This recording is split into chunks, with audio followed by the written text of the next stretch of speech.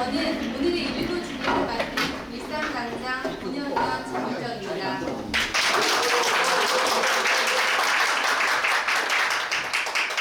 올해는 30분 서둘러도 방송이 보이지 않는다라는 기사가 있을 정도로 기후위기 영향으로 방송이 초라하다는 얘기가 있었는데요.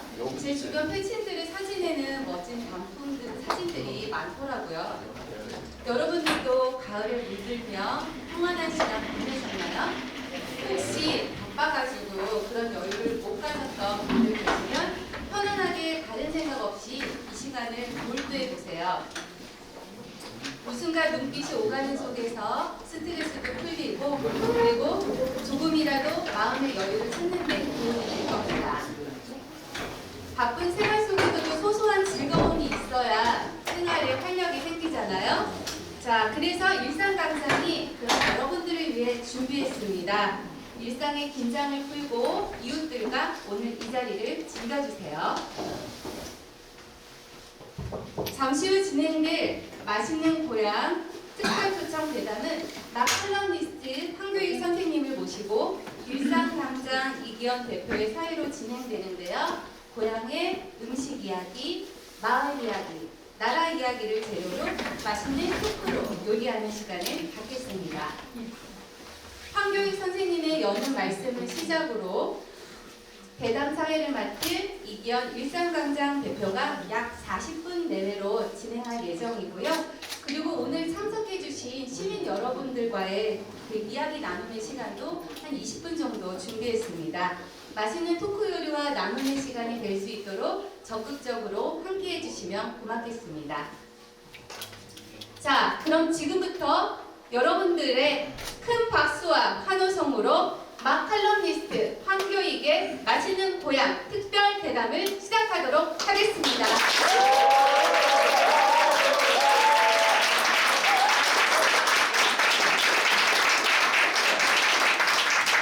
대담의 주인공 두 분이시죠. 먼저 락컬럼니스트 황교익 선생님을 소개드립니다. 다시 한번 열렬한 환영의 박수로 맞이해주세요.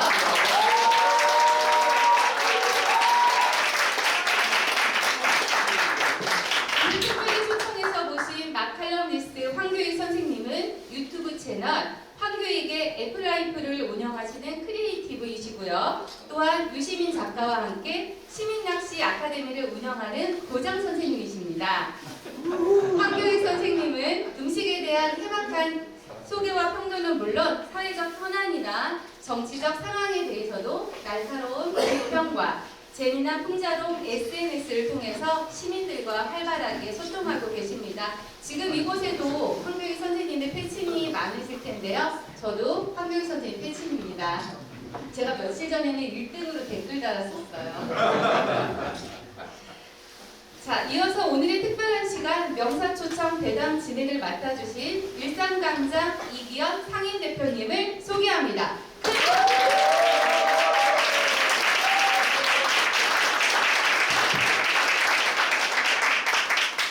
이기현 대표님은 문재인 정부 청와대 민정비서관과 사회참여비서관 등을 역임하셨으며 고양시에 25년 가까이 살고 있는 고양시민입니다. 이기현 대표님과 황교익 선생님 모두 고양시민 우리의 이웃이네요. 자, 이제 황교익의 맛있는 고향 대담 진행을 해주실 이기현 일산광장 상임대표님께 마이크를 넘기겠습니다. 즐거운 시간 잘 이끌어달라고 응원의 박수 부탁드립니다.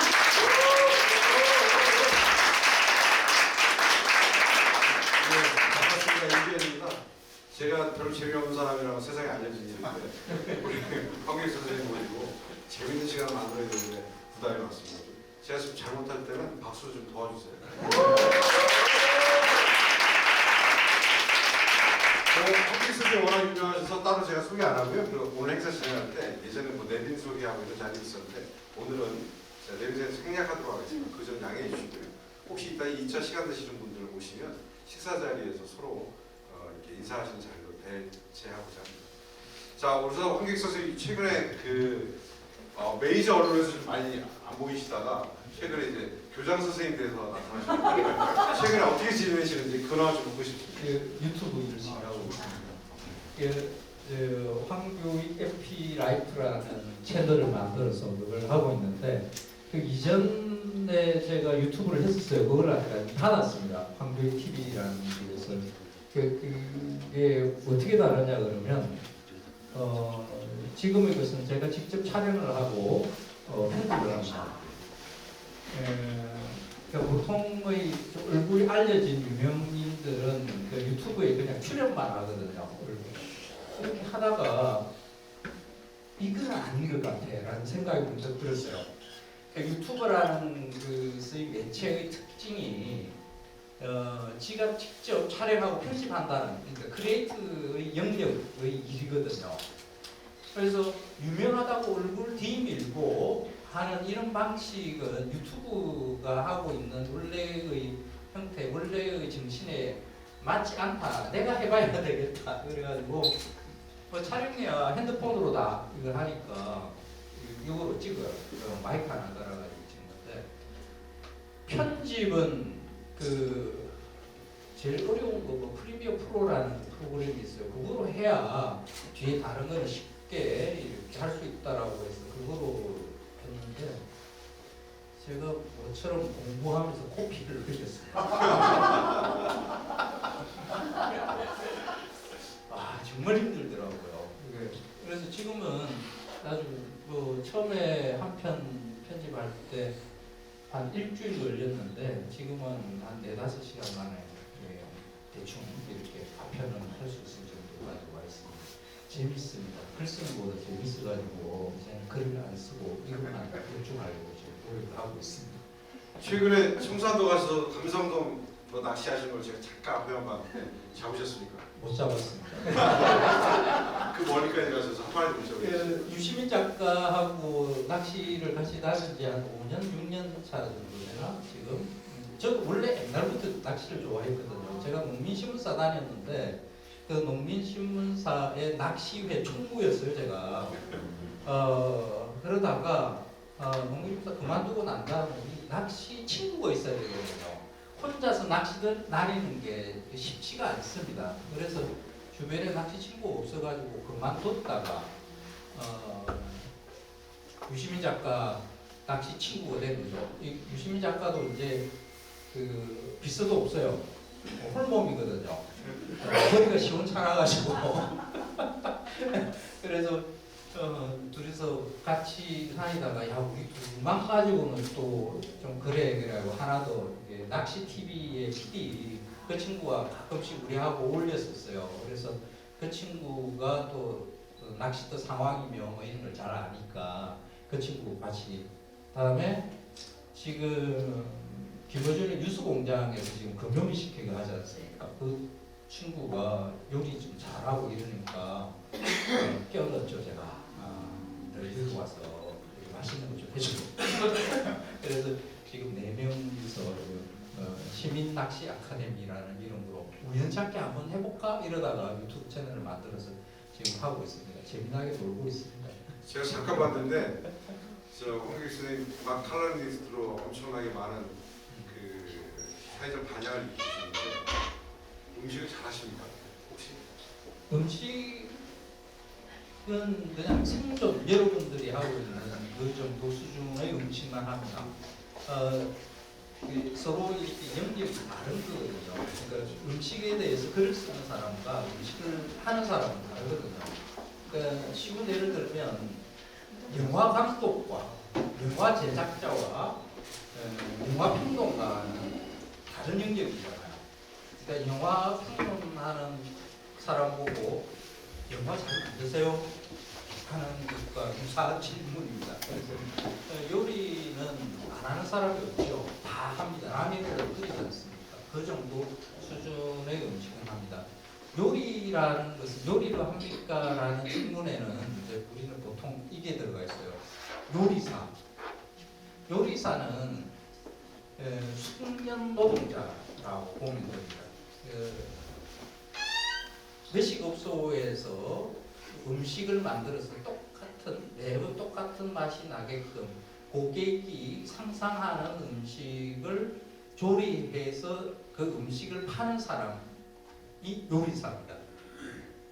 가정에서 집에서 해 먹는 남자든 여자든 가족끼리 이렇게 먹는 것의 영역하고는 좀 또 다르죠. 그래서 음식을 해라는 질문이 저한테는 조금 묘해요. 잘합니다. 그런데 제 아내는 제가 주방에 들어가는 것을 별로 좋아하지 않습니다. 맞습니다. 요리 한번 하고 나면 네. 거의 폭탄 맞은 것처럼 그런 법을 배우지를 제가 못했거든요. 원래 요리 전문 요리사는 한 재료를 다루고 난 다음에 뒤처리를 하고 또 한 재료를 다루고 난 다음에 뒤처리를 하고 하는 이런 것들이 몸에 익어야 되는데 제가 그걸 몸에 익히지 못했습니다. 그래서 집사람은 주방 더럽히지 말라고 들어가지 말라고 고맙게. 어떻게 보면 좀 복받으신 분일 수도 있습니다. 요새 중년의 남자로서 한국에 살아간다는 게 얼마나 힘드냐면 네. 물론 뒷정리도 잘해야 되지만 기본적으로 접대를 할 수 있을 정도의 수준의 요리 한두 가지를 할 수 있어야 되는데 직접 안 하신다니 참 그렇습니다. 아, 그건 해야죠.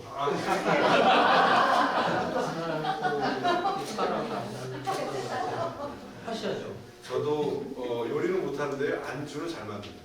제가 손님 오면 안주 준비 좀 잘하고 자, 저 남자가 저 대우를 받으려 그러면 집에서 요리를 해야 되는데 제가 음식 공부를 하면서 집중적으로 요리를 한 적이 있어요. 지금 아예 안 하는데 여러분들이 한번 해보시면 굉장히 큰 도움이 됩니다. 바깥에서 제가 뭐 직장 생활도 하고 뭐 바깥 일을 하니까 바깥에서 다양한 음식을 먹게 되지 않습니까? 점심 저녁. 그리고 제 직업상 여러 맛있다고 하는 식당들을 많이 가게 됩니다. 그러면 그걸 맛있게 먹은 음식을 일주일에 한 번 그걸 똑같이 재현하는 겁니다. 아 이거 재밌네, 이거 맛있겠네 하고 그 음식을 레시피를 갖다가 적어오는 게 아니라 머릿속에 집어넣는 겁니다. 두 분은 이렇게 썰고 파는 이렇게 썰고 조리 방법이 이렇게 되겠네. 내가 잘 모르겠다 그러면 주방장이나 주인을 불러서 이렇게 물어봅니다. 이렇게 했구나. 그러나 나는 그걸 맛을 머릿속에 이렇게 그려서 집어넣는 거죠.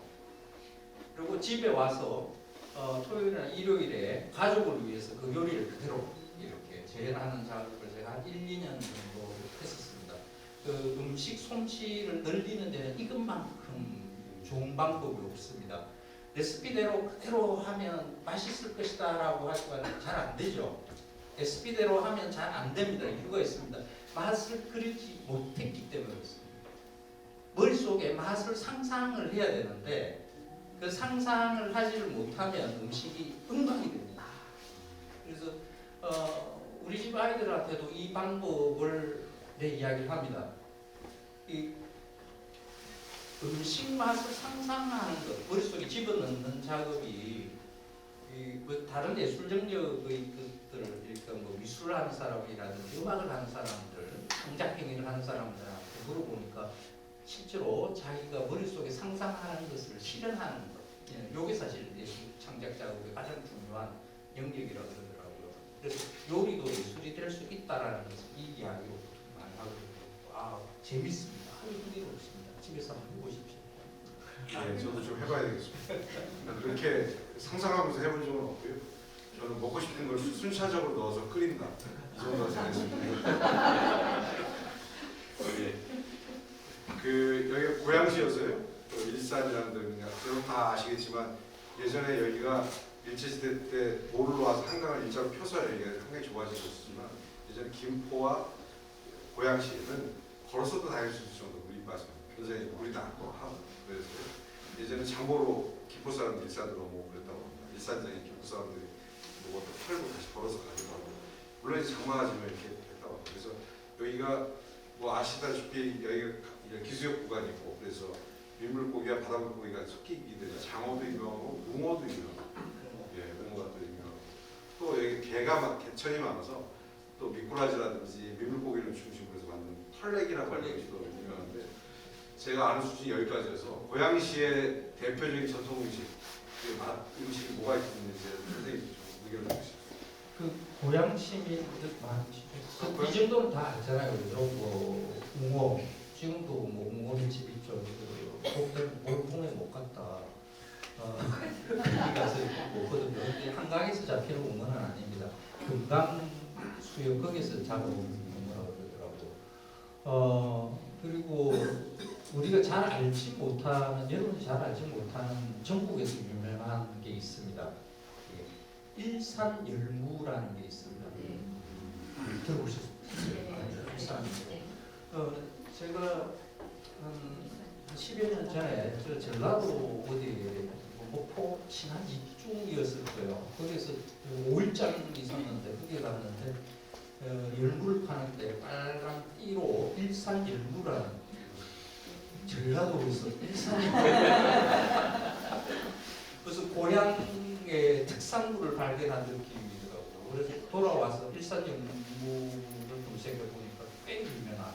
그래서 지금 네이버에서 일산열무를 검색해 보시면 지식백과에 일산열무가 하나 나올 겁니다. 그게 제가 써놓은 거거든요.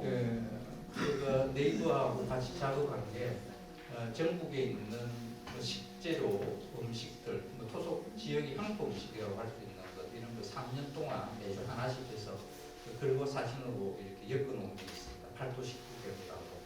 그 중에 하나 고양식고 고양식계부 일산열무. 그래서 일산열무가 왜 맛있는가로 그 안에 재배 농민들 만나서 취재한 내용이 있습니다. 일산이 열무 같습니다.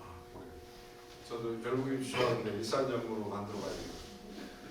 그래서 이렇게 일산에서 오랫동안 그 했던 그 고깃집 같은 데 보면 꼭 열무 김치 나온다고 그러죠. 조금 무거운 얘기하면 최근에 이제 제 사무실이 일산에서 두 번째로가 큰 사건이라고 웨스턴돔이라는 곳에 제 사무실이 있는데 마디오로 이제 이사를 하게 되겠습니다만 그 상가들이 굉장히 많이 비어있습니다. 예전에 부장님 쭉 됐다가 아시겠지만 저희가 일산신도시가 3호선 중심으로 아파트를 들어서고 처음에는 3호선을 중심으로 한 백석, 마루, 정발산역, 그 다음에 주염역, 대화역 주변에 대형 상가들이 다가 그 상가들이 라페스타 웨스턴돔 들어오면서 일장을 호폐화되면서 거의 많이 문을 닫게 되고 지금 약간 보면 흉물스러운 모양이 남아있어요. 리모델링 못하니까 깨진 유리들이 방치되어 있는 것들이 또 이 라페스타 웨스턴돔이 원마운트 생기고 그 다음에 그 요진 Y 앞에 그 뭐라고 하죠? 벨라시타 생기고 또 원마운트 원시티 생기고 또 탄현에 있는 부산 제니스 생기고 나니까 대형 사건이 있더라고요. 그래서 상가들이 과잉 공급되면서 특히 이제 저희들 즐겨했던 맛집들이 있었던 식당들이 대부분 문을 닫고 특히 그 빈자리를 프랜차이즈 업체들이 대거 들어와서 별맛 없는 음식을 제공하다가 서로의 경쟁하다 치고 빠지니까 그 상가들이 그대로 비어 있습니다. 약간 좀 흉물스러울 정도가 됐고 했는데 만 얘기하다 갑자기 무거운 얘기인데 이런 문제를 어떻게 그러니까 자영업자들 위기잖아요. 국가의 위기인데 이런 문제들 선생님 음식을 전공하셨고 또 음식에 대해서 여러 가지 글을 쓰셨는데 이것을 해내고 있는 사람, 개인 자영업자들이 정말 음식으로서 살아갈 수 있는 길, 최 선생님 이상한 보장과정에 있어서 자영업자로 살아갈 수 있는 길이 뭐가 있는지 한 그런 고민도 많이 하셨을 거라 생각합니다. 어떠신가요? 네, 그 고민이죠.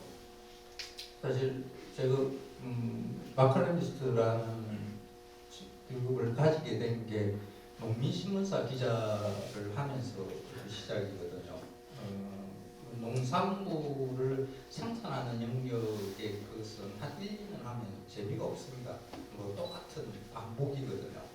농업이라는 게. 그 기사도 똑같습니다. 작년에 뭐 썼더라 뒤져보면 뭐 쓰면 됩니다. 그걸 소비자 입장에서 한번 보자. 그랬더니 농산물을 가공하면 음식이 되니까 이건 음식에 대한 이야기를 쓰기 시작하면서 이렇게 마케팅스라는 직업을 가지게 됐습니다. 그러다 보니까 그 외식업소, 외식업체, 외식 산업에 대한 그 관심을 가지게 되더라고요. 한국의 외식 산업은 정말 지옥이죠. 무덤. 제가 제니스 아파트 살고 있는데 거기 상가들에서 2년 이상 버티고 있는 가게들은 그렇게 많지가 않습니다. 열었다가 한 1년 이내, 2년 이내에 닫았다 그러면 이제 무조건 재산 말아먹은 겁니다. 한 50여만 개의 외식업체들이 있는데 줄지를 않습니다. 계속 할 게 그것밖에 없어서 뭐 한다라고 하지만은 실제로 통계를 보면 한국의 산업 구조에 심각한 문제가 있다는 걸 알게 됩니다. 가게 수는 전반적으로 줄고 있습니다. 그러니까 너무 과다하게 경쟁을 하니까 주는 거죠. 그런데 그 안에 프랜차이즈 점포 수는 늘어나고 있습니다. 지금 일산에 있는 그 각 상가들의 가게들을 한번 보십시오. 거의 다가 프랜차이즈입니다. 제가 살고 있는 제니스 아파트 그 상가들 전체가 거의 99% 한두 개 빼놓고 난 다음에 다 프랜차이즈입니다. 프랜차이즈 사업자들과 상가들을 운영하는 업자들과 그 지역에 건축하는 업자들이 단합을 해서 지금 뭐 모양을 만드는 것이다라는 것은 뭐 방송이나 이런 데에서 다 했기 때문에 제가 중언부언하지 않겠습니다. 지금 우리 동네 이야기만 이렇게 보자 그러면 지금 상권, 라피스타, 벌스동 다 망했죠.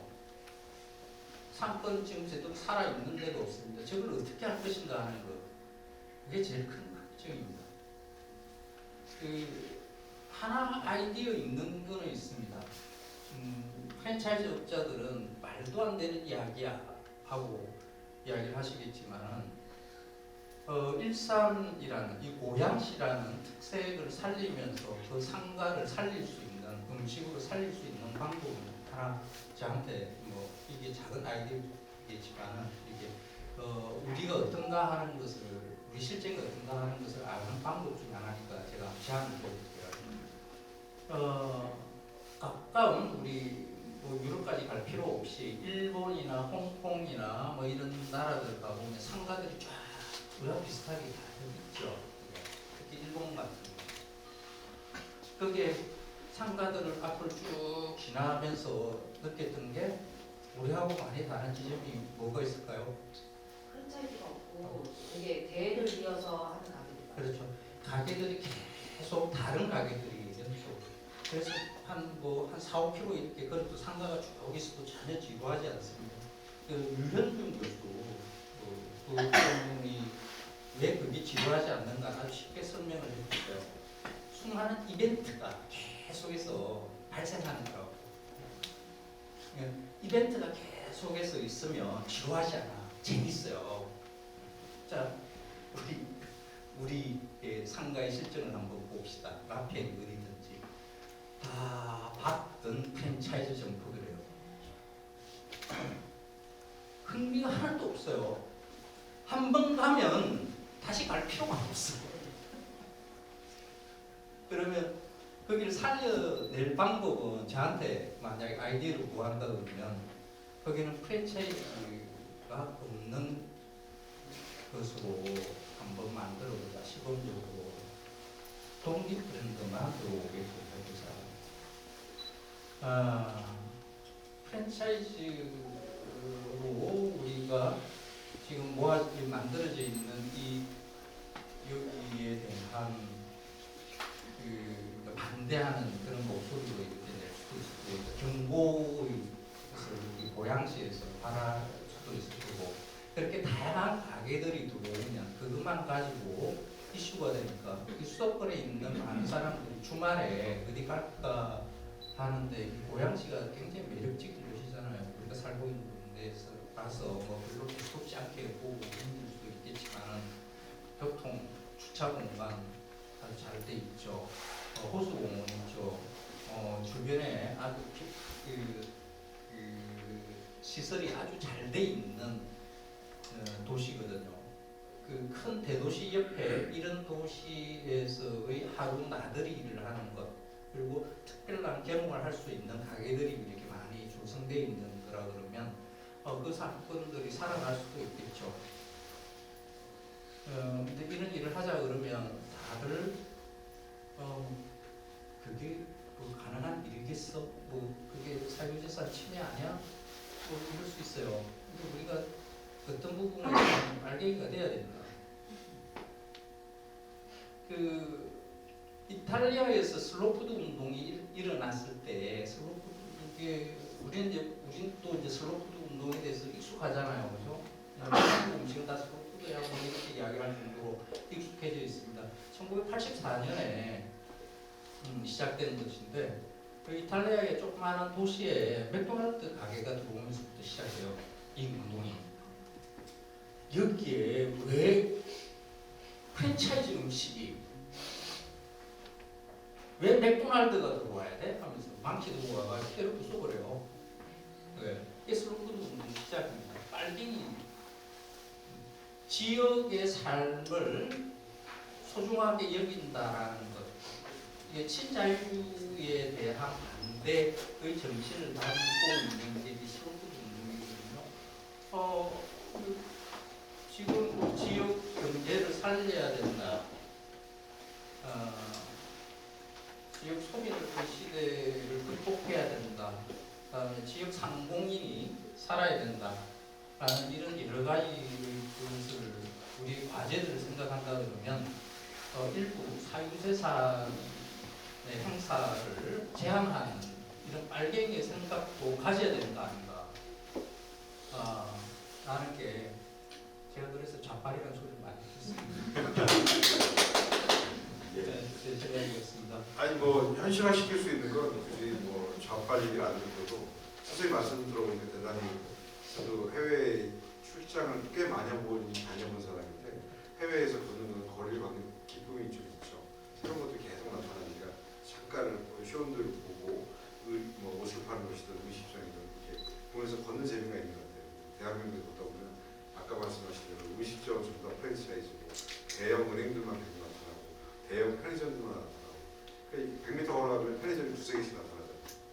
걷는 재미가 별로 없고 그다음에 저희의 단점도 길이 넓어서 한국 사람들이 워낙 큰 길을 좋아하다 보니까 그렇게 설계하다 보니까 길을 건너가서 단절이 되는 그래서 상권도 그런 의미에서 보면 좀 저희가 다시 재조정했다는 생각인데 이런 걸 할 수 있을 것 같습니다. 선생님 말씀 들어보니까 그 지자체나 정부에서 이렇게 프랜차이즈를 하지 않는 이런 소자영업자들이 모일 수 있는 조건을 만들어주고 거기에 집단적인 세제 지원이라든지 원가 절감을 위한 원자재 공급이라는 걸 집단적으로 좀 해주는 것을 지원하는 이런 뭐 일종의 사회적 기업 같은 경우는 공급업체, 그 다음에 인테리어 업체 이런 것들이 사회적 기업을 중에서 그런 것들만 지원했을 때 일정하게 세제 혜택을 주고 정부지원금을 좀 받을 수 있도록 해주려면 저는 요새 청년몰 이런 거 많이 지자체에서 하거든요.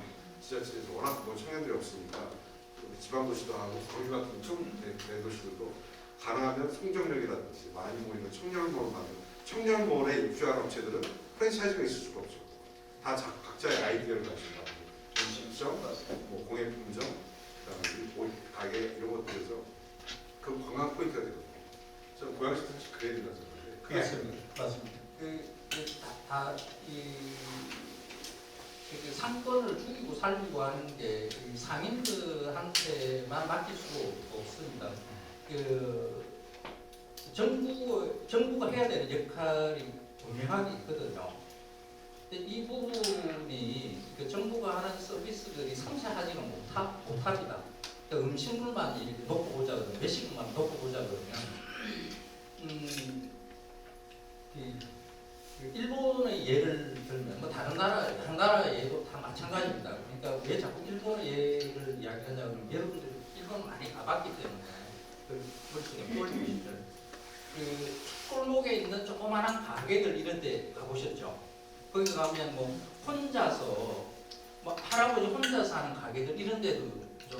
근데 거기 가니까 그 음식은 한 3, 4시까지 쫙 안주가 막 각종 회가 막 쫙 수조도 없는데 저 한 분이 어떻게 저걸 다 감당을 할까? 가능합니다. 일본은 식재료가 외식업소들이 뭐 씻고 다듬고 하는 그런 과정 없이 그냥 칼만 대고 끓이고 할 수 있을 정도의 재료들을 파는 시장이 형성되어 있습니다. 농촌 지역에서 그렇게 가공을 해서 어촌 지역에서 그렇게 가공을 해서 도시 지역에다가 팝니다. 근데 우리나라의 시장은 그게 안 되어 있습니다. 김치 하나 뭐 하나 하려고 그러면 그냥 원물을 사다가 씻고 흙 틀고 하는 이런 과정들을 다 이렇게 거쳐야 됩니다. 프랜차이즈가 번창하는 이유 중에 하나가 그런 식재료를 본사에서 다 알아서 해준다라는 거잖아요. 그 간편성이잖아요. 근데 다른 나라는 독립 가게들도 다 그런 혜택을 보고 있다라는 거죠. 누가 해야 되느냐? 정부에서 해야 되는 거죠. 그걸 민간에서는 하기도 힘듭니다. 그렇게 되면 지금 아까 말한 가게마다 좀 개성 있는 이런 그의 가게들이 프랜차이즈에 당하지 않는 그런 상공인들이 많이 생길 수가 있죠.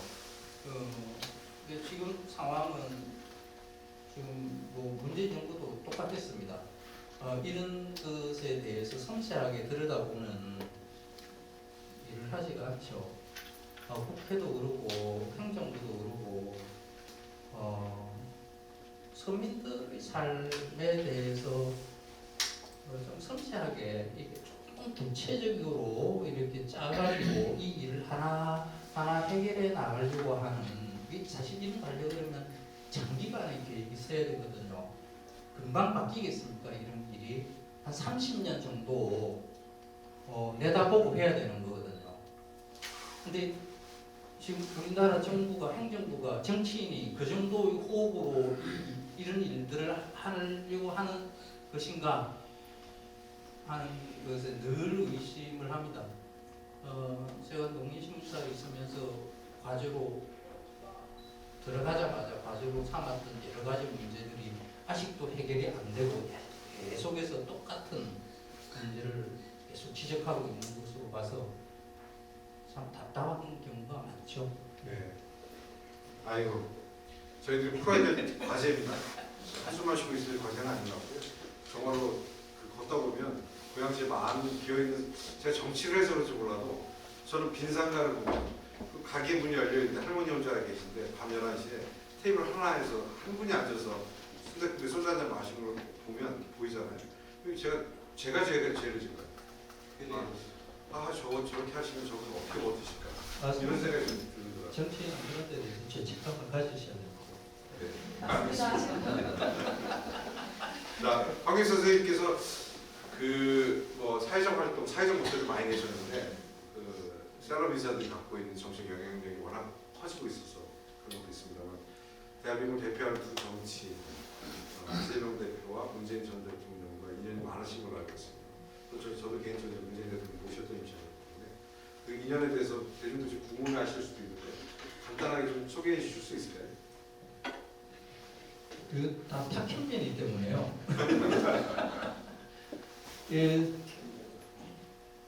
문재인 대통령이 박근혜한테 지고 난 다음에 그 옆에서 선거운동을 했던 사람들은 정신적으로 굉장히 황폐해진 상태에 있었어요.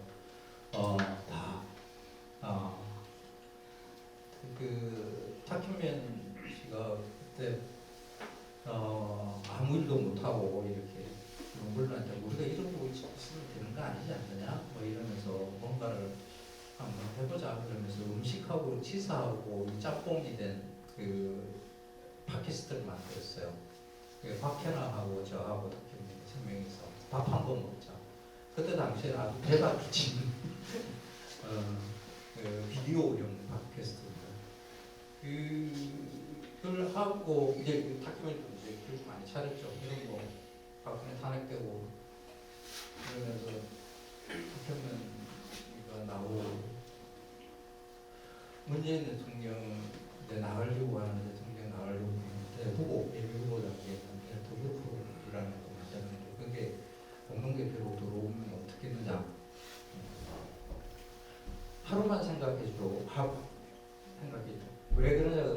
저 같은 사람이 정치인 지지 선언을 하고 난 다음에 어떤 일을 당하는가 하는 것은 너무나 잘 알거든요. 하루만 하루 생각해서 그렇죠. 그래 한번 해보자. 해보자라고 한 이유가 뭐냐 그러면 그런 불이익이 닥치더라도 나는 한번 헤쳐나가 볼게. 내가 그런 모델 케이스를 한번 만들어 볼게 하는 그런 자만이 있었어요. 근데 막상 해보니까 이건 할 일이 아니구나. 제가 주변에 연예인들이나 뭐 셀럽이나 이런 사람들한테 이런 비슷한 일을 하려고 한다 그러면 제가 무조건 말립니다. 한국의 현실 정치인들은 여러 가지의 정치적 공격에 대해서 버텨내야 돼요. 그게 직업이니까. 근데 저는 정치인이 직업이 아니지 않습니까? 정치적 발언을 하는 시민뿐이죠. 근데 좀 유명한 시민일 뿐이에요. 근데 이 일로 해서 제 직업을 잃게 돼요. 제가 하는 많은 강연들 다, 제가 하는 방송들 다 문재인 정부 아래서도 똑같습니다. 다르지 않습니다. 오히려 더불어민주당 내에서 더불어민주당 지자체장이 저를 강연에 초청하고 하는 걸 겁냅니다. 왜? 누구지? 그 개그맨 있잖아요. 그 아주 유명한. 네? 김제동. 김제동이 요즘 한 곳에도 안 보이죠. 일도 없어요. 김제동이.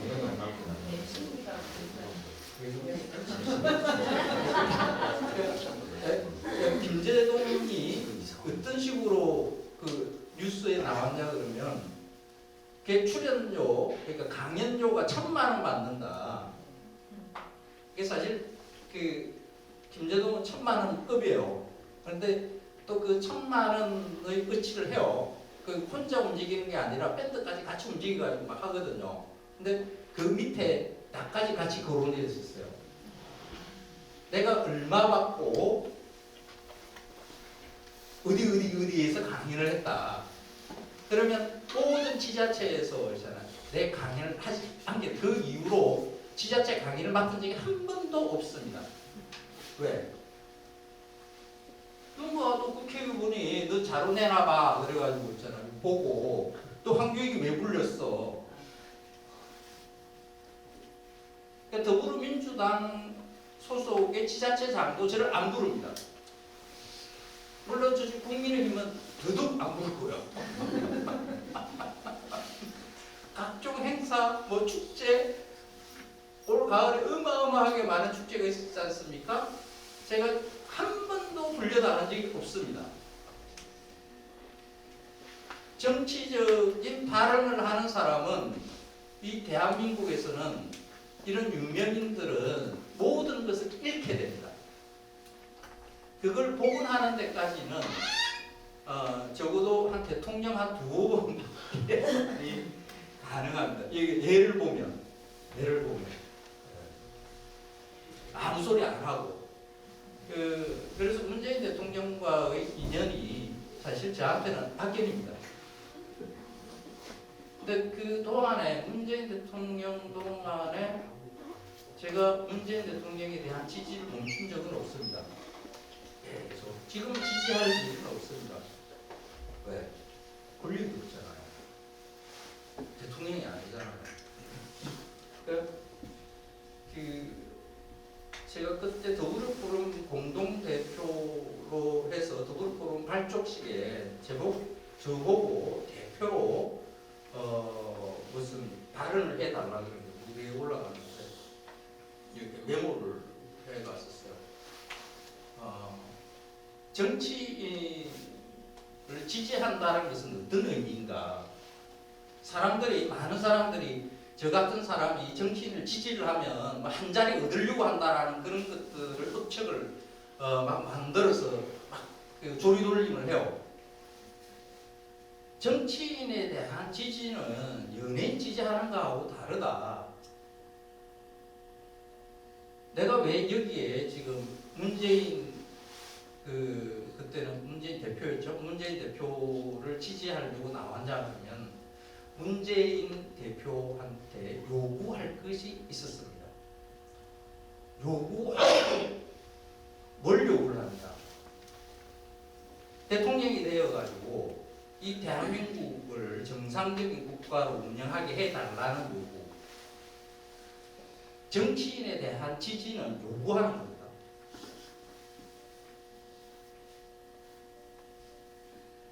그때 문재인 대통령은 정말 훌륭한 대통령, 훌륭한 분이라는 걸 느꼈어요. 그 말을 받아서 국민들의 요구가 뭔가 하는 것을 하나하나 했잖아요. 이야기를 하시더라고요. 그 요구를 제가 받아서 대통령이 돼서 잘 하겠다. 저 끝없이 문재인 대통령의 지지하는 그 임기 동안에 계속 했던 것도 그 원칙을 벗어난 한 번도 없으신 분이다. 정말 대단한 대통령이십니다. 지금은 존경하지만은 지지는 하지 않습니다. 왜? 요구할 게 없어요. 권력이 없잖아요. 권력이.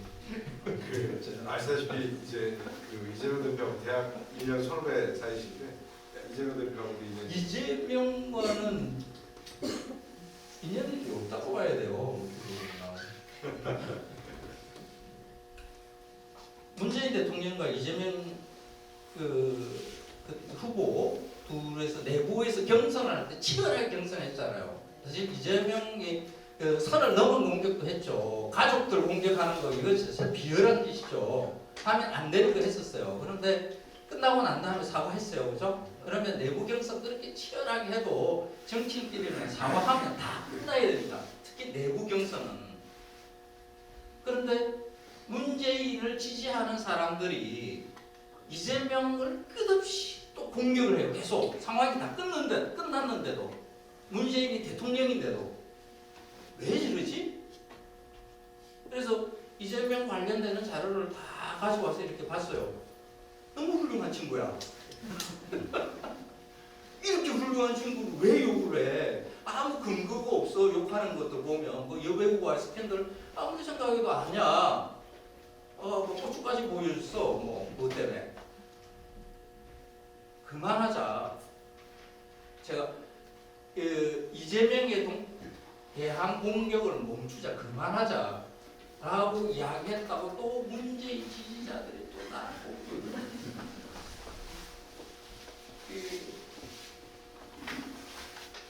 그러니까 저는 뭐 문재인 지지해가지고 저쪽에서 공격하고 그 이재명 공격을 좀 그만하자라고 이야기했다고 또 문재인 지지자들이 또 공격을 하고 그 이재명은 처음에 저는 별로 좋은 사람으로 안 봤습니다. 여러분도 많이 그랬을 겁니다. 어떻게 보면 양아치 같았고요. 경기도 그 안 좋은 곳에서 정치를 시작했는지 별로 점잖지 못한 그런, 그리고 제 주변에 있는 사람들도 많은 사람들이 그렇게 평가를 했었습니다. 제 주변에 있는 사람들도. 경기도지사 일을 하는 걸 보고 저도 깜짝 놀랐습니다. 와, 야, 이런 저렇게 하는 거야. 능력을 가지고 있는 이재명으로 보이기 시작하더라고요.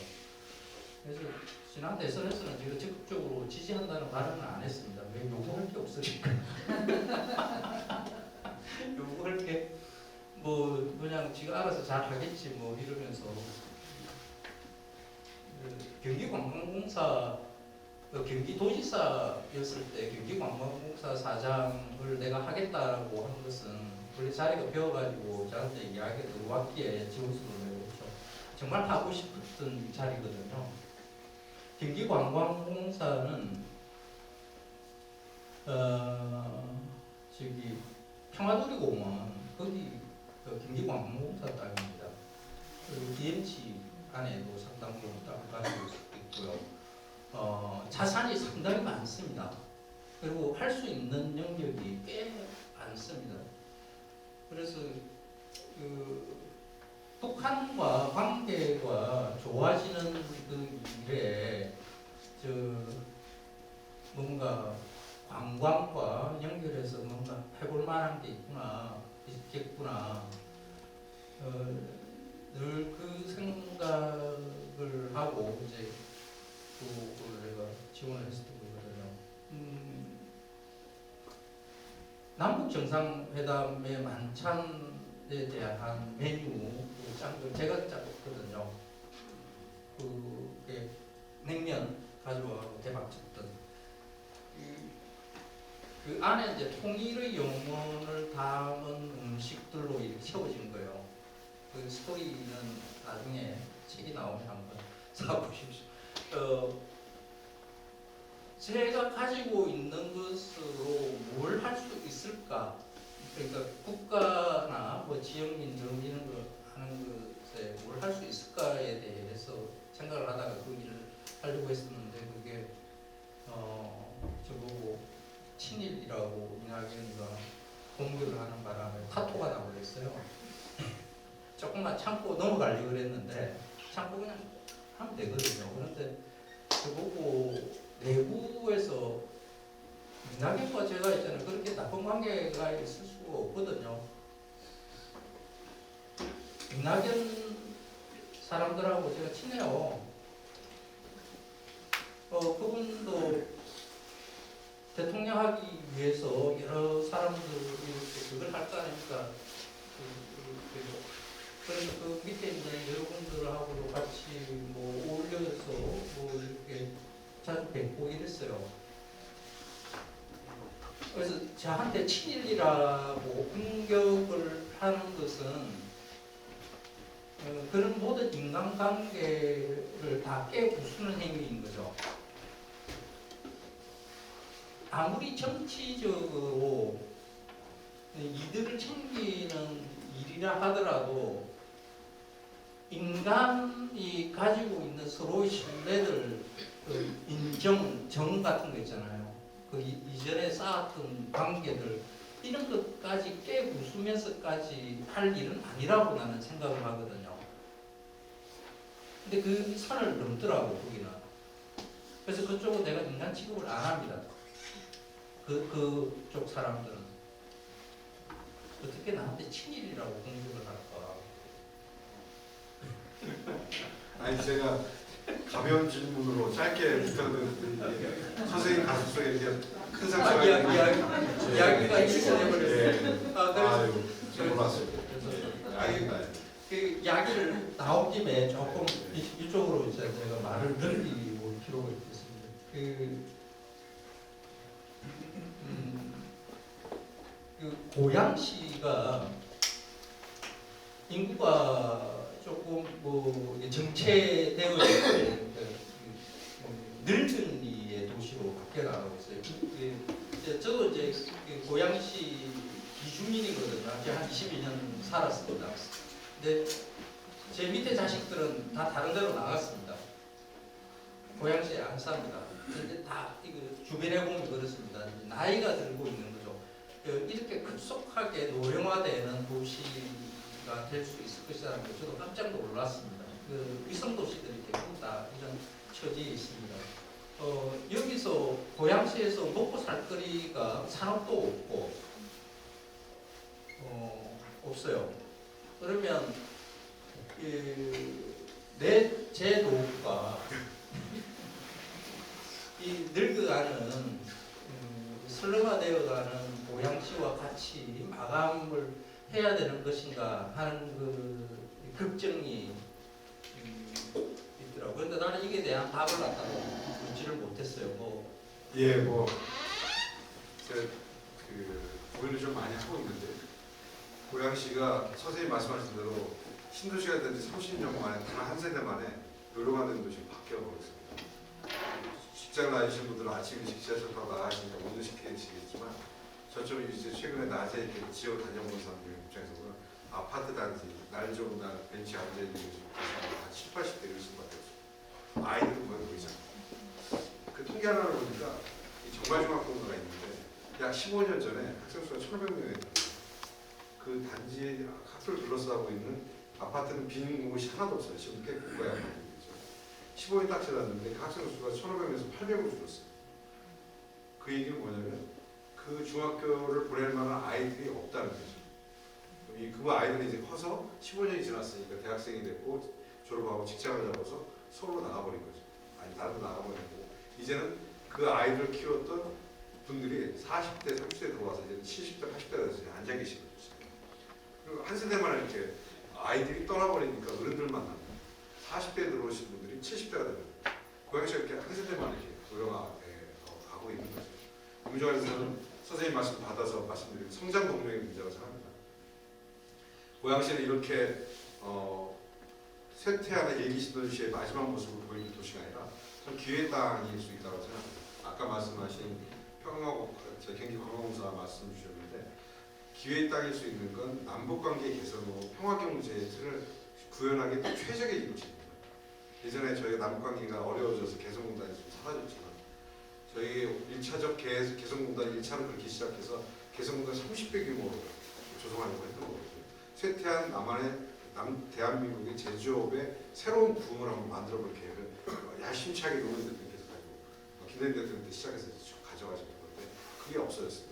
만약 그렇게 개성을 중심으로 한 황해 지역이 대규모의 제조업 단지가 됐다고 하면 세계에서 가장 경쟁력 있는 제조업의 도시이고 그것을 배후에서 지원하고 인력을 보낼 수 있는 것은 고양시가 되고 파주가 될 것이었습니다. 저는 이 꿈을 아직도 저희는 꾸어야 한다고 생각합니다. 그리고 지금 그 음식도 그렇고 고양시가 갖고 있는 두 가지의 지금 현재 장점은 저는 문화 콘텐츠 사업이 확장될 수 있는 기회의 땅이기도 합니다. 아시겠지만 방송도 있지만 CJ 라이브 시대가 들어오고 방송 영상 관리가 들어오고 MBC, EBS, 그다음에 JTBC, 그다음에 탄현에 있는 SBS까지 해서 지금 저희가 상암에 물론 직접 되어 있지만 이것이 포괄하지 못하는 방송 영상 컨텐츠 제작의 메카로 고양시가 우뚝 설 수 있는 기회가 있을 것 같고요. 또 하나는 뭐냐면 저희가 킨텍스가 있죠. 킨텍스 1년에 몇 명 오시는지 아세요? 에버랜드가 한 600만 원 간다고 하고요. 롯데월드가 550만 원 가는데 킨텍스 1년에 오시는 분이 650만 원. 단일 규모로 가장 큰 내장객을 갖는 거죠. 근데 사람들이 기억을 못하죠. 왜냐? 자유로 타고 와서 주차 끊기 1시간 걸리고 관람하고 차 빼가지고 자유로 타고 서울로 가거나 다른 데로 가는 거죠. 그러니까 이 고양시 참여하지 않습니다. 한계는 마이스함의 핵심은 관람도 있지만 관람, 관광, 숙박, 음식 이게 딱 이렇게 4박자가 맞아야 그 지역의 발전과 같이 가는데 저희가 하나밖에 못하고 있는 건데 이것을 신속하게 체험형 관람 프로그램 그 다음에 기획 관람으로 바꿔서 오신 분 650만 명이 오신다고 하면 이분들이 일정하게 고양시에서 머무르고 관광하고 즐기고 또 맛있는 음식 드시고 그리고 돌아가시도록 하는 것이 고양시 발전에 굉장히 큰 것이라고 생각합니다. 지금 4분의 1의 사람이라면 이것을 온전한 SR의 4가지 틀로 만들어주는 것이 고양시에 있어서는 큰 성장 능력이다. 저는 그렇게 생각하고요. 추가해서 얘기하면 지금 저희가 정말 안타까운 게 한강을 이용하지 못하고 있습니다. 저희 고양시에 예를 들어서 세모나게 생겼잖아요. 뒤에 꼬레기가 달려서 약간 가오리 같은 모양새 있는데 남측 전체 면적은 다 한강과 인접해 있습니다. 아시다시피 아무 자전거도 하는 것밖에 못하고 있거든요. 그리고 이제 지뢰사고도 있어서 저희가 남산의 습지에 등록되어 있는 저희 장안습지도 잘 못 들어가잖아요. 그런데 저희가 한강을 정말로 이 철책을 걷어내고 한강을 활용할 수 있다면 관광뿐만 아니라 산업과 물류의 중심지로 고양시가 될 수 있는 가능성이 있습니다. 저는 그런 가능성이 집중해서 고양시의 성장 동력을 만들어 가야 된다 이렇게 생각합니다.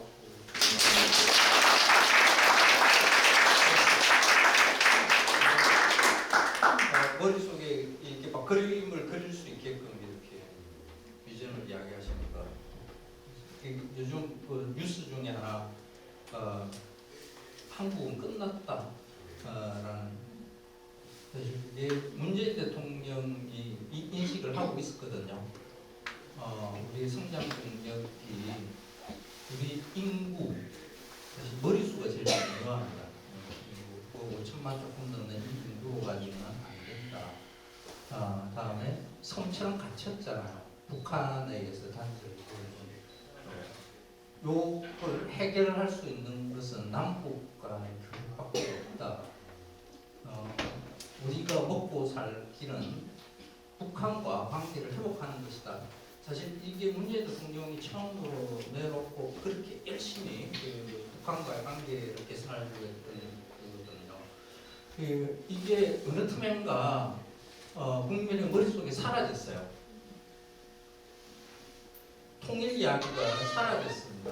통일까지는 바라지 않습니다. 남북 간의 교류가 사라졌습니다. 그게 우리가 사는 길인데 지금 정책의 늪에서 빠져나가는 길인데 이걸 갖다 비춰보는 거지. 박근혜도 대박이라고 그랬는데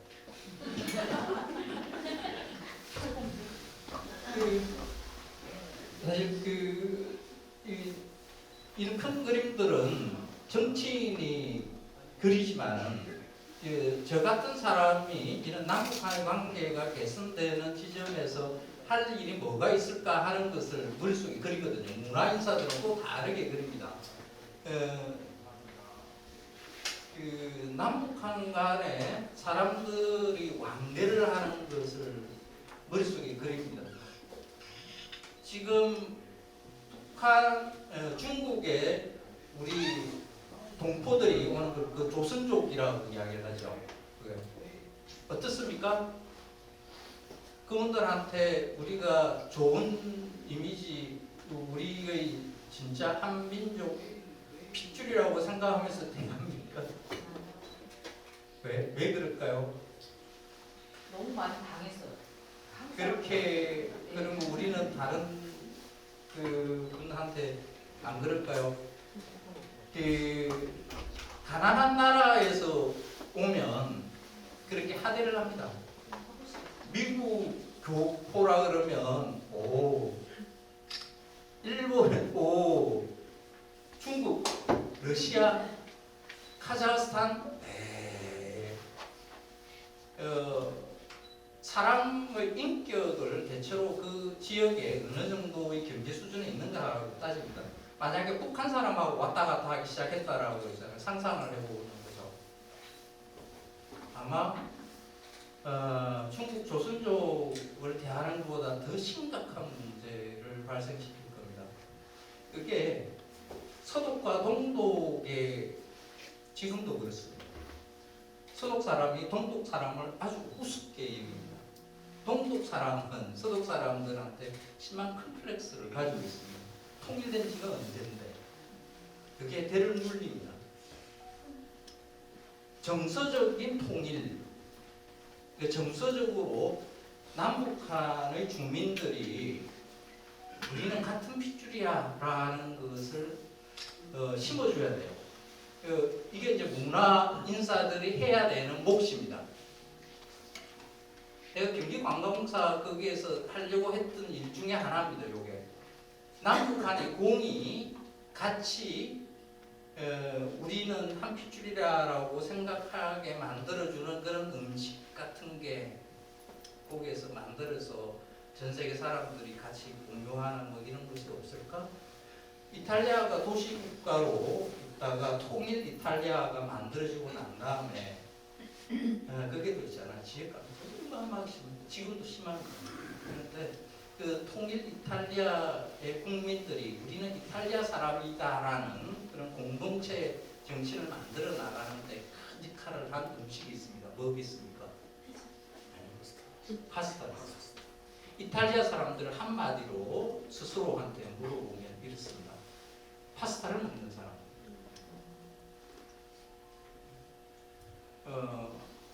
정서적으로 통일을 이룰 수 있는 일 같은 것은 이제 저희 같은 문화인사들이 해야 되는 역할이고요. 그래서 상당히 정치적일 수밖에 없습니다. 이런 걸 머릿속에 지고 있다는 것 자체가 정치적인 발언을 할 수밖에 없는 위치입니다. 그래서 그 정치를 잘 해 나가시면 저희들 문화인사들은 거기에서 정달하고 북치고 장구치고 하면서 분위기 맞추고 이러는 게 대한민국의 다른 모습이라고 생각합니다. 시간이 많이 지났어요. 제가 1분짜리 짧은 질문 드리고 30초에 답변을 듣도록 하겠습니다. 아니, 30초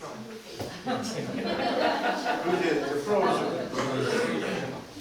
그 화병 나 있는 분들이 많습니다. 저도 최근에 이제 불면증 때문에 고생을 꽤 많이 했는데 화병 날 때 누구 때문에 화병 나는지는 뭐 특히 이제 신문을 보기 싫어하시는 분들이 굉장히 많았고요. 최근에 이제 뭐 선거가 끝난 지 1년 반이 넘었는데도 불구하고 아직도 신문 안 보시는 분들 꽤 있습니다. 화병이 많이 나 있고 잠 못 주무시는 분들이 많은데 이런 분들에게 추천해 주실 음식이 있으실까요? 뭐 까놓고 이야기 윤석열 때문에 그러니까 그 제가 페이스북에 윤석열 사진을 올리면 그 가리라고 가리 보세요. 화가 많이 나죠. 이런 엽기적인 일이 벌어지고 있을 때는 엽떡볶이를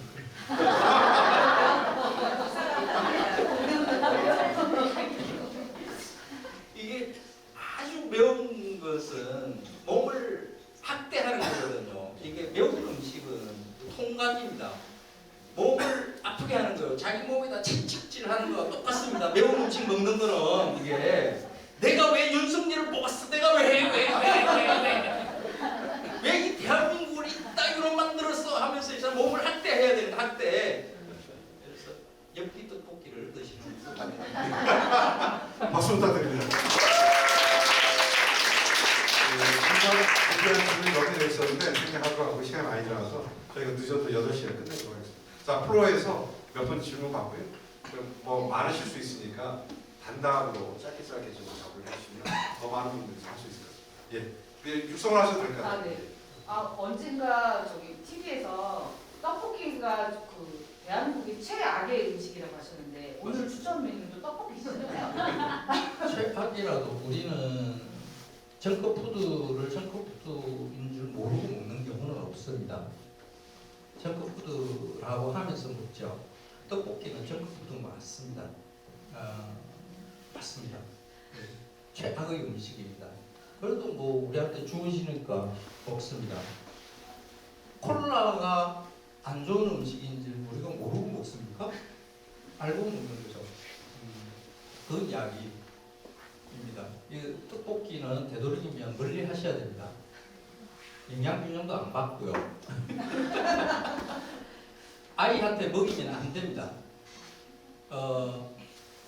왜 안 되냐 그러면 떡볶이 같이 자극적인 음식, 맵고 달고 짜고 하잖아요. 그게 혀가 한번 당하면 그 다음에는 다른 음식도 맵고 짜고 달아야 그만큼의 강도가 주어져야만이 맛있다라고 생각하게 됩니다. 여러분들 한 일주일만 매운 음식을 피해보십시오. 그러면 그 다음에 매운 음식 먹기가 굉장히 고통스러워집니다. 우리 몸은 그러니까 항상성이라 그러죠. 그걸 항상성을 유지하려고 하는 버릇이 있거든요. 그래서 떡볶이를 되도록이면 아이한테는 먹이지 말라고 하는 게 나의 추억의 음식이기는 하죠. 우리 아이가 떡볶이 먹는 우리 아이가 내 어릴 때의 모습 같기도 하고 귀엽고 이러죠. 그런 뜻은 아닙니다. 아이한테는 순한 음식을 먹여야 됩니다. 그래야 다른 음식들도 순한 음식들을 찾게 되고요.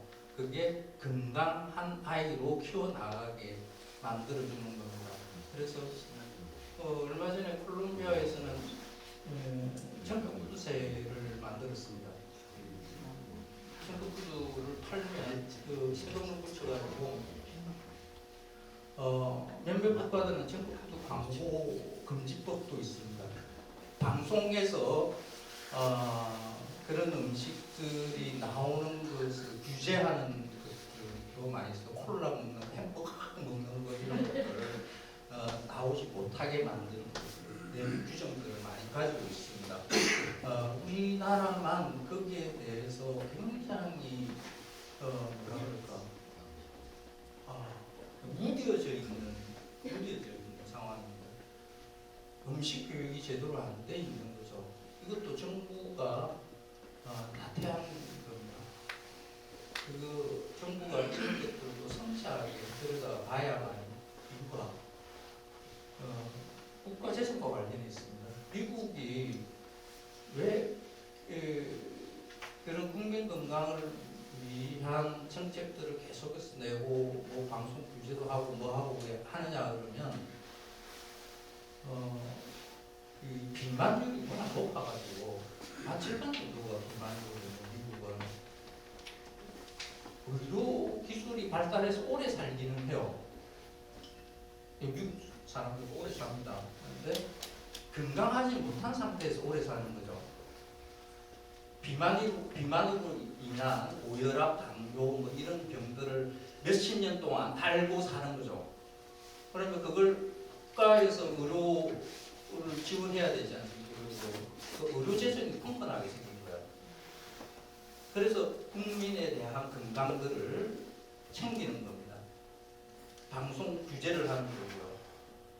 근데 우리나라는 여기에 대해서 아직까지 무덤덤합니다. 왜 아직 뭐 우리는 건강해 보이는 거죠? 그렇지 않습니다. 자료들을 보면 지금 청소년들의 비만율은 계속해서 올라갑니다. 이유가 뭐냐? 그 중에 하나가 떡볶이 같은 음식에 대한 경계심을 아이들한테 가르치지 않는 거죠. 그런 걸 가르쳐야 됩니다. 근데 내가 좋아한다고 해서 그 정도 이야기. 네, 또 예. 요즘에 이제 아이들이 식당이나 흔히 우리 가족 외식이라고 해서 가족들이 같이 맛있는 걸 먹으러 가잖아요. 예전에 뭐 어떤 가정에서 그 음식을 먹는 사람과 동감 문화에 대해서 말씀하신 적이 있는데 가족들이 외식을 나가도 눈을 맞추고 대화를 하고 핸드폰을 보고 있어요. 맞습니다. 하다 보니까 엄마도 자기 편하게 먹으려고 애한테 다른 태블릿 같은 걸 주고 왔는데 이런 식탁 문화에 대해서 어떻게 생각하세요? 자, 있을 수 없는 거죠. 빼앗아야죠. 빼앗아야죠. 반란이 집에서는 음식 먹을 때 텔레비전 꺼야 되고요. 같이 그 음식의 맛은 그 음식에 있는 것이 아니라 그 앞에 있는 사람의 그 표정이나 그 머릿속에 있다라고 이야기를 하거든요. 앞 사람이 맛있다라고 이야기를 하면 그 음식은 맛있습니다. 앞 사람이 맛있게 먹으면 덩달아 그 음식은 맛있습니다.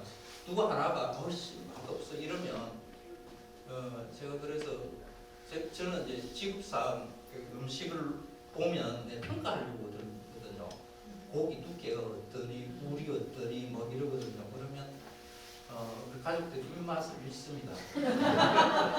그래서 외식을 할 때 저도 몰랐는데 어릴 때 우리 애들이 중학교, 초등학교 이렇게 다닐 때 저한테 이렇게 이야기했습니다. 아빠 조용해.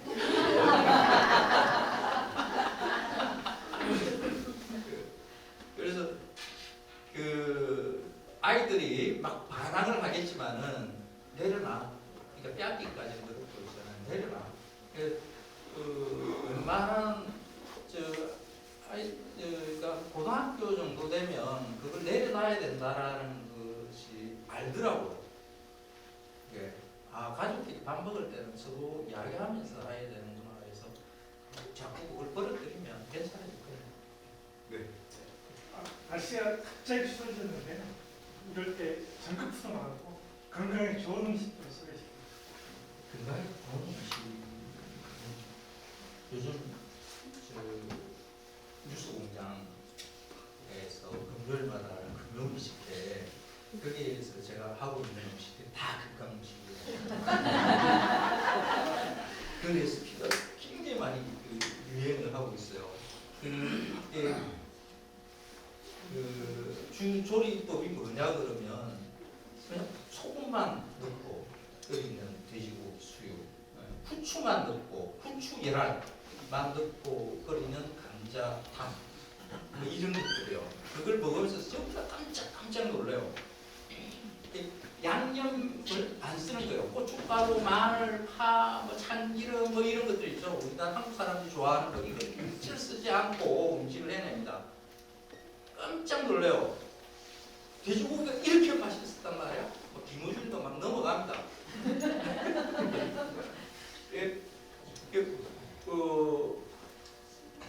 고기의 질이 달라졌다라는 것을 이제 잘 모르시는 거예요.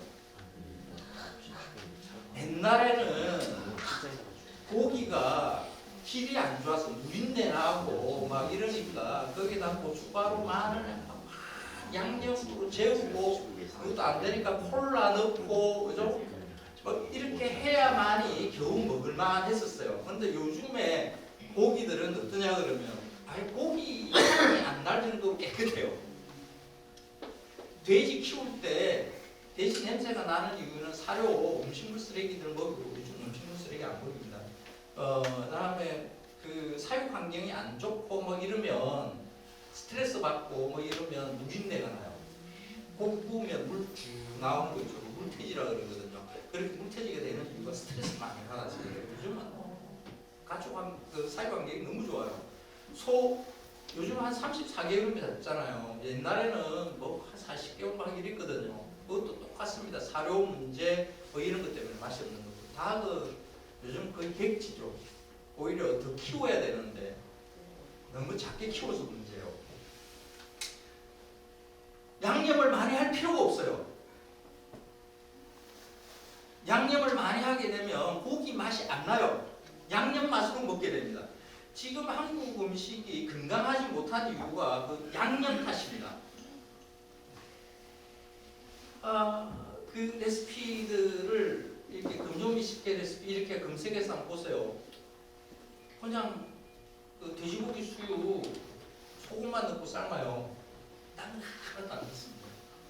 너무 맛있습니다. 한번 집에 가서 한번 해보십시오. 그거 추천드립니다. 고맙습니다. 네, 한 분만 더 받을까요? 예. 오늘 토크 이야기가 음식에서 시작해서 정치적으로 이렇게 슬며시 넘어가고 있으면서 떡볶이 얘기를 하셨는데 전 정권의 흐물흐물하게 모양이 맛있어 보이지 않는 떡볶이, 현재는 빨갛게 무르익어서 짜고 맵고 먹어서는 안 될 떡볶이까지 이렇게 이야기가 되셨는데 실제 그렇게 먹어서는 안 될 정말 내 몸이 상하는 그런 떡볶이의 현실이 지금 현실이 아닌가 생각되지만 많은 우리 국민들이 그 멋스러운 또 맛스럽게 생긴 떡볶이에 한국에서 먹고 나서 굉장히 후회를 많이 하고 있는데 그 후회하지 않을 어떤 묘책은 없는 것인지 또 다른 전 정권 탓을 많이 하고 있는 정말 힘을건 맛없이 보이긴 하지만 정말 한 점 찍어 먹어보면 지금 얘기하신 대로 양념이 들어가지 않은 상당히 맛이 있는 떡볶이의 그 진솔한 그런 맛을 낼 수 있는 새로운 정치의 현 모습을 어떻게 진단할 수 있는 것인지 앞으로 내년 선거에 어떻게 그런 부분들을 극복해 나갈 수 있는 것인지에 대한 부분을 좀 구체적으로 말씀드립니다. 거의 떡볶이 정치를 진짜 어려운 질문인데 제가 한번 해볼게요. 풀어볼게요. 인간의 미각은 보수적입니다. 내가 맛있다라고 하는 것은 내가 맛있게 먹어본 경험, 안정적으로, 안전하게 누군가가 맛있게 먹어서 나한테 이거 맛있는 거야 하고 머릿속에 집어넣어주는 사회화의 결과물이거든요. 여기서 벗어나려고 안 그래요. 보수적입니다.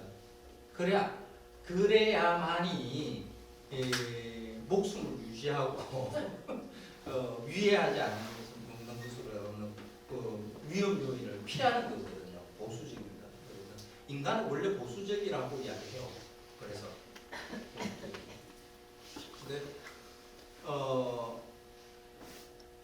그것만으로 사는 것이 인간답게 사는 것이 아니지 않아?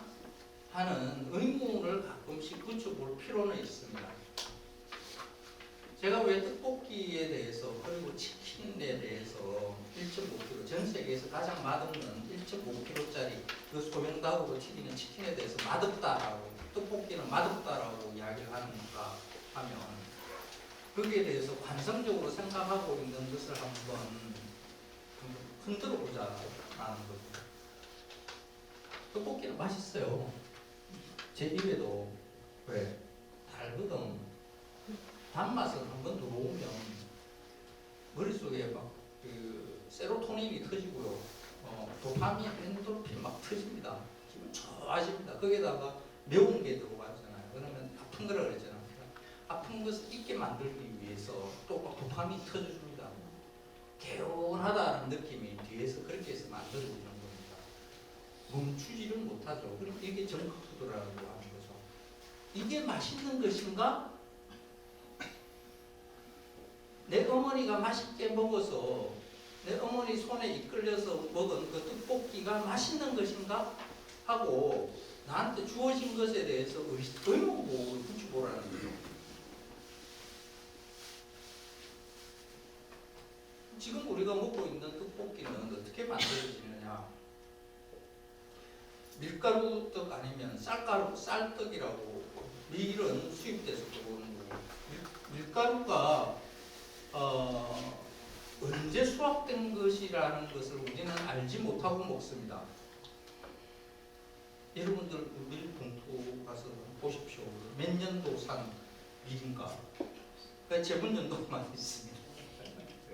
그런 밀로 우리는 쌀 가공용 쌀은 한 몇 년도 것 같습니까?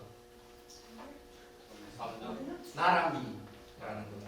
옛날에는 정부미였죠. 한 5년짜리 정도 그 선입 선출 쌓아놓고 이렇게 됩니다. 그래서 그런 거 수입쌀 그것도 가공용으로 우리가 의무 수입해야 되는 쌀이 있어요. 그거 그 떡볶이 쌀이 묵은 쌀, 수입쌀이에요. 다. 다음에 거기에 들어가는 고춧가루, 국산 고춧가루일 가능성 아주 어쩌다가 하는 데도 있어요. 근데 없습니다. 그거 중국산 고추 다대기로 들어와요. 달아서 뭐 소금 넣고 해서 들어오는 거죠. 거기에 걸쭉한 물엿, 그 물엿 그거 어디 옥수수 미국산 옥수수 가져와가지고 산다와엿이라 그래요. 산 넣어가지고 이렇게 해가지고 분해시켜서 만든 물엿이거든요. 그 들이부어가지고 만들어지는 떡볶이야. 전형적인 떡볶이죠. 이걸 내가 맛있다라고 우리 아이들한테 먹여야 될까? 내가 이걸 맛있다라고 평생 먹어야 될까? 이거 말고 다른 거죠. 내 형편이 이 떡볶이밖에 먹을 수밖에 없는 그런 처지에 놓여져 있다라는 것을 자각하라는 거죠. 우리가 떡볶이를 먹는 이유는 단순합니다. 그것밖에 먹을 여유가 그것밖에 없으니까 주머니 사진이 밖에 안 되니까. 돈 많이 번다고 이야기를 해요. 대한민국 국민들 경제 수준 많이 올라갔습니다. 지금 불황이라고 흔들다 그래도 세계 수준으로 보시면 10배이 이렇게 들어가요. 그런데 그래봤자 뭐예요? 집값, 의료비, 애들 학비 들어가는 게 다 그쪽으로 들어가면 먹고 사는 게 음식으로 들어오는 게 국민 수준, 경제 수준으로 따져서 우리나라처럼 형편없이 먹는 나라가 없습니다.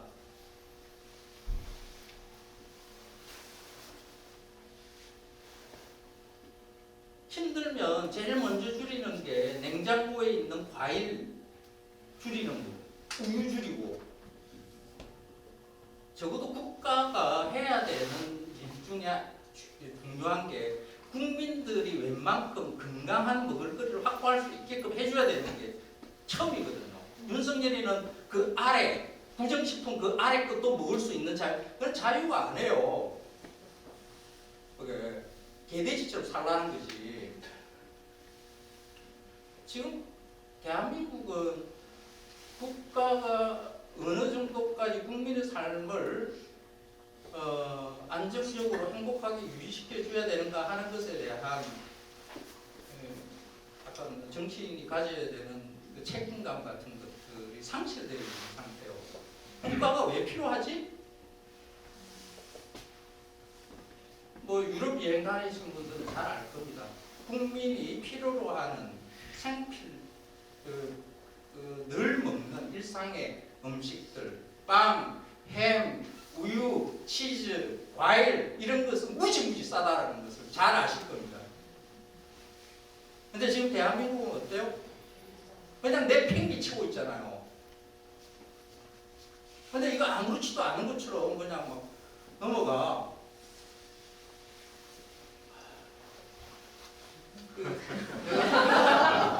떡볶이를 떡볶이밖에 먹을 것 없는데 떡볶이밖에 먹을 게 없는데 왜 이걸 맛없다라고 그래? 치킨밖에 먹을 게 없는데 왜 이걸 맛없다라고 그래? 해가지고 빈정상한 분들이 많아요. 제가 그게 맛없다라고 이야기해요. 빈정을 상할 게 아니라 판을 엎어야 되죠. 왜 나한테 떡볶이밖에 못 먹게 이렇게 만들어 놔서 왜 나한테 치킨밖에 못 먹게 만들어 놔서 다 소고기 먹으래. 한 달에 한 번 정도는 파인다이닝 가가지고 칼질하는 거 진짜 하시는 분들 너무 비싸요. 그러니까 그 정도의 대한민국이어야 우리가 좀 잘 산다라고 할 수 있습니다. 지금은 우리는 뭐 선진국 올라갔다가 꼬부라졌다 그러는데 선진국의 수준의 국가 시스템을 우리는 가지지 못했습니다. 정치인들한테 더 많은 그런 요구를 해야 될 거예요. 그 일을 잘 해야 될 수 있는 분들한테 가서 똑바로 하세요 이러면서 요구를 해야 그 요구 정치인에 대한 요구가 곧 지지입니다. 해주세요 하고 지지를 하는 거거든요.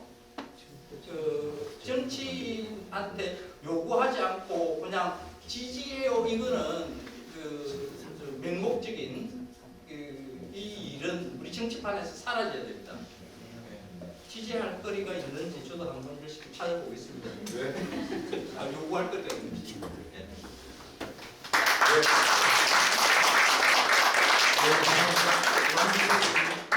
이 시간 사실 저희가 예상했던 시간 딱 맞추셨는데. 아니, 예, 하나 1분만. 예. 저기 선생님 1분 이내로 답변. 저는 오지선다형 제가 그 시민 낚시 아카데미 지역 균형 입학을 좀 희망해요. 강남 선생님이니까. 근데 낚시를 직접 하시니까 매운탕도 끓여 잡수요? 그 바닷가에 가면 민물은 안 하세요? 다 돌립니다. 저는 오지선다형을 해서 1번 매기 매운탕, 2번 쏘가리 매운탕, 3번 빠가사리 매운탕, 4번 네, 이렇게 해가지고 뭘 좋아하시는지 여쭤보려고 했는데 민물 안 잡으세요? 민물은 잡으면 네. 그 의자원이 너무 부족하니까 돌립니다. 바닷가는 비용이 많이 들거든요. 그래가지고 아직까지 먹으기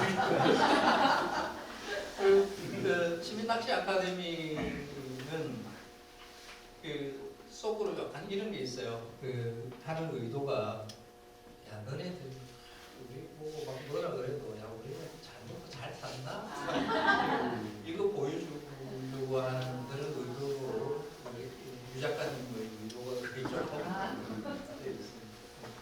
네, 고생해주신 우리 황경식 선생님 큰 박수를 보내주십니다.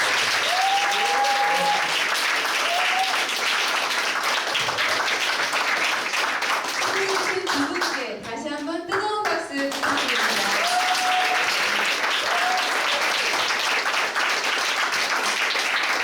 여러분 어떠셨나요? 부디 재밌고 유익한 시간이 되셨기를 바랍니다. 오늘 일상광장이 준비하고 황교익 선생님이 함께해주신 명사초청 대담에 함께해주신 모든 분들께 다시 한번 진심으로 감사드립니다. 그럼 이 행사 준비를 위해 수고해주신 일상광장의 준비팀 여러분께도 감사의 인사로 박수 부탁드릴게요.